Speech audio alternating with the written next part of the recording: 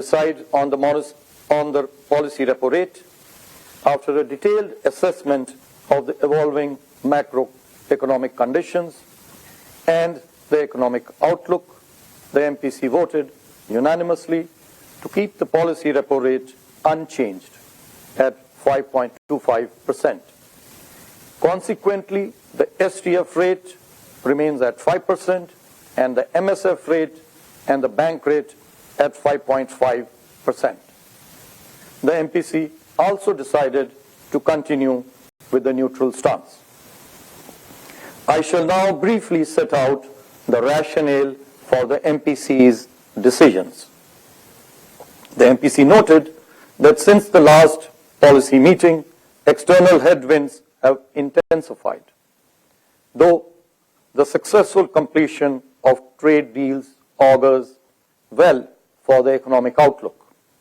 Overall, the near-term domestic inflation and growth outlook remain positive. Headline inflation during November and December remained below the tolerance band of the inflation target. The revised outlook for CPI inflation in Q1 and Q2 of next year at 4% and 4.2%, respectively, revised slightly upwards, continues to be benign and near the inflation target. The slight upward revision in the inflation outlook is primarily due to increase in prices of precious metals, which contribute about 60 to 70 basis points. The underlying inflation continues to be low. On the growth front, economic activity remains resilient. The first advanced estimates suggest continuing growth momentum, driven by domestic factors amidst a challenging external environment. The growth outlook too remains favorable.